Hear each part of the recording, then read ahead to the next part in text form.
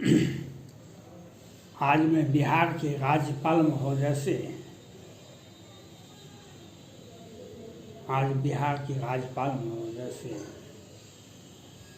आग्रह है, अपील है। महामहिम 29 मार्च को बिहार के मधुबनी जिले में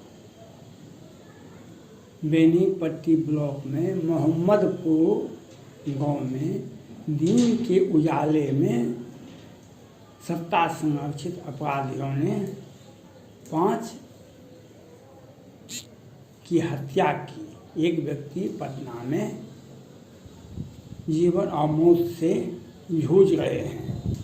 ये परिवार है सुरेंद्र सिंह का, जो पूरे परिवार सैनिक हैं। इसमें एक बीएसएफ का जवान भी था और 5 आदमी की हत्या आधुनिकतम हथियार से दिन के उजाले में हो जाता है।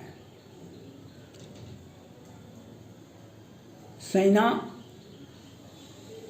किसी राज्य, गांव और जिला का नहीं होता है।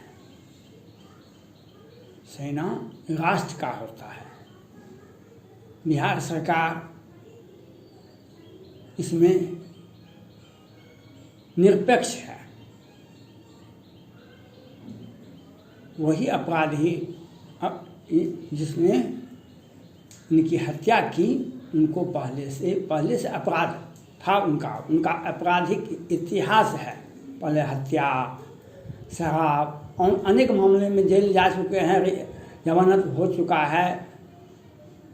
और वह व्यक्ति द्वारा रावण संगठन का व्यक्ति ने दिन के उजाले में हत्या किया। आपको हो सकता है मालूम नहीं हो, लेकिन मैं आपको विधिवत सूचना दे रहा हूँ।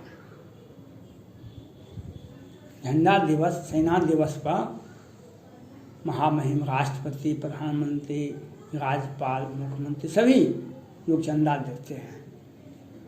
एक सैनिक परिवार का एक सदस्य पटना में जीवन और मौत से जूझ रहा है। 5 व्यक्ति की हत्या हो गई है और हत्या के बाद उसको गोलियों से छलनी किया गया, उसके बाद तलवार से काटा गया।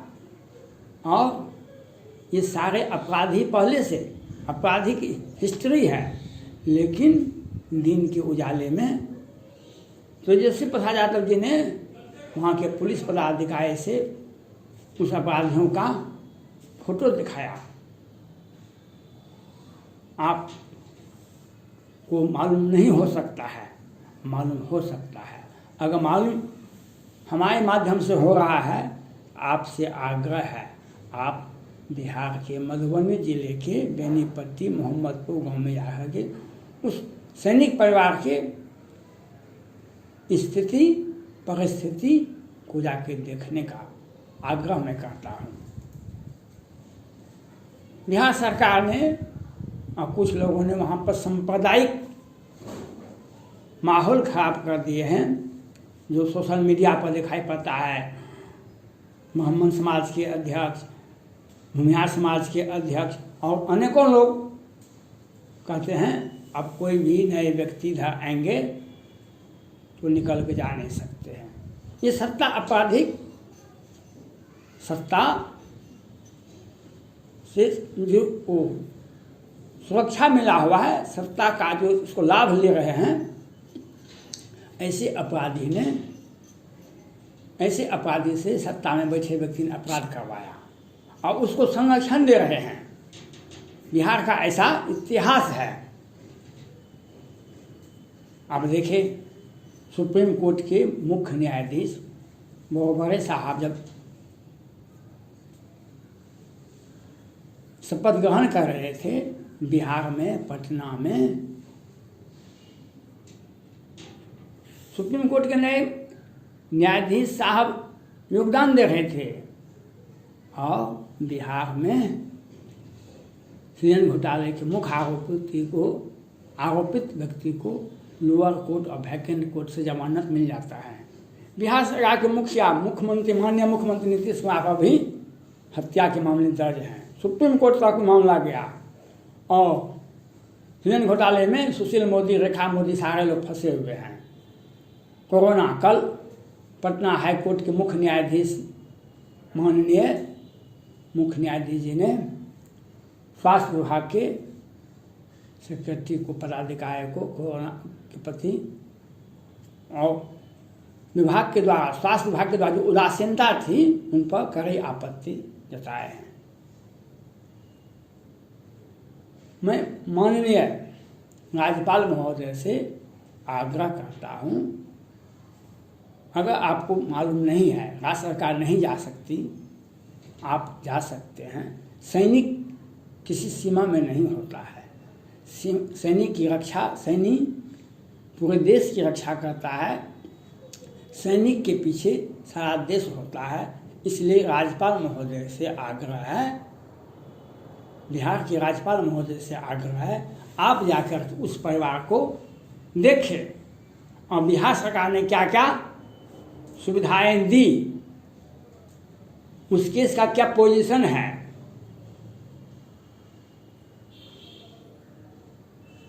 अभी से ही 2-3 आदमी वीडियो पोस्ट कर चुके हैं, हम तो दिल्ली में थे, हमारा केस में नाम नहीं था। प्रवीण झा ये चाचा कहते हैं कि हम तो हमारे भतीजा केस मर्डर ही नहीं किया।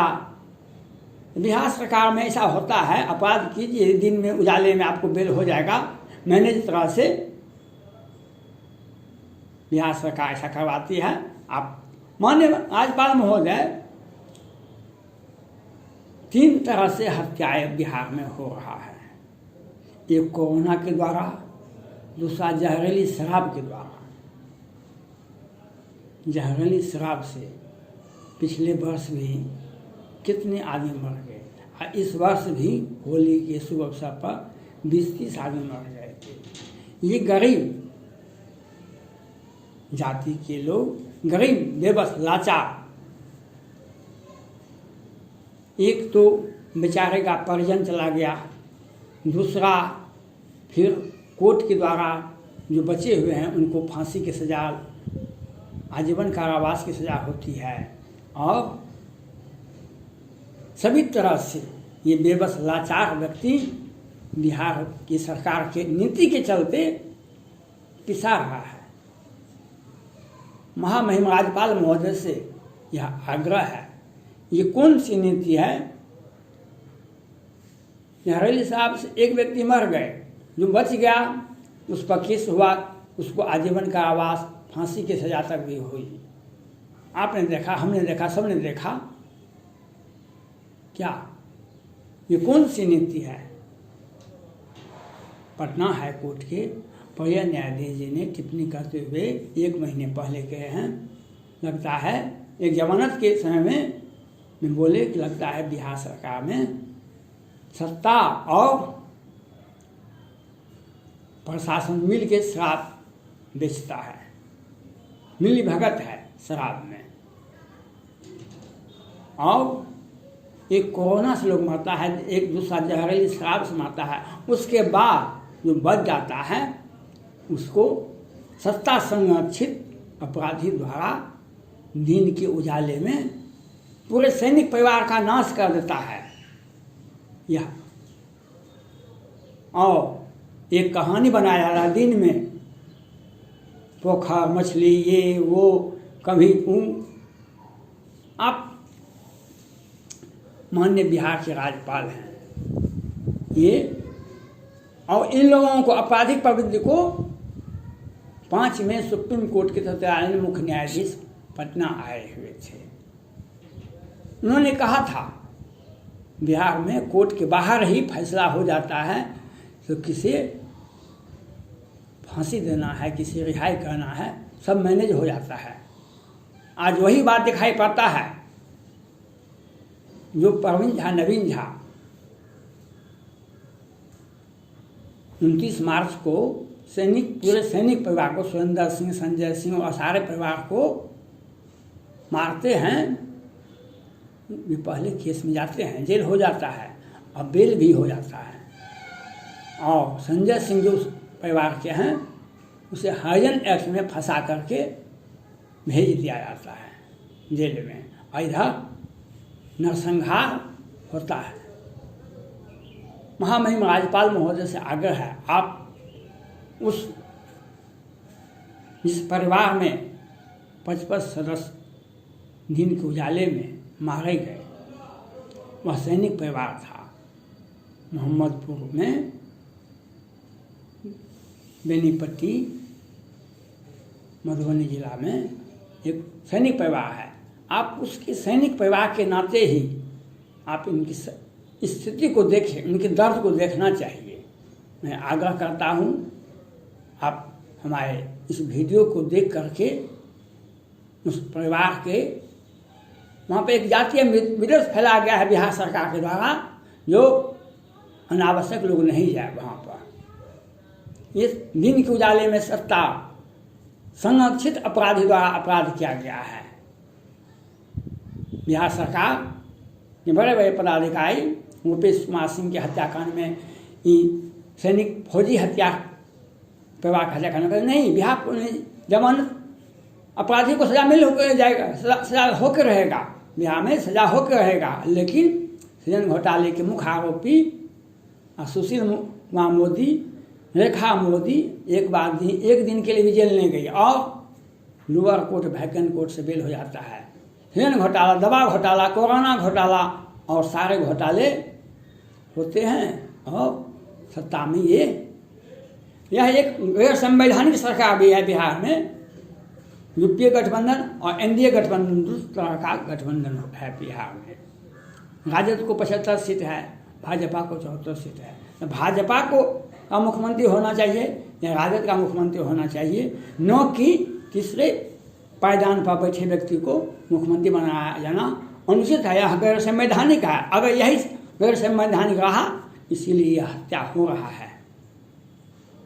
चुनाव के 4 महीने के बाद इस तरह से भीषण संहार होता है दिन के उजाले में सत्ता संरक्षित अपराधियों के द्वारा। महामहिम राज्यपाल महोदय से आग्रह है, आप उसके सैनिक परिवार के प्रति संवेदना व्यक्त करने के लिए उनके घर पर जाएं, उनके बिलखते बच्चे, बिलखते परिजन को देखना चाहिए और उनके प्रति एक सहानुभूति पैदा करना चाहिए। ये सेना के प्रति सम्मान है, एक राष्ट्र के प्रति सम्मान है और एक परिवार के प्रति सम्मान है और एक गरिमामयी पद पर बैठे व्यक्ति से यही लोग आशा करता है। धन्यवाद।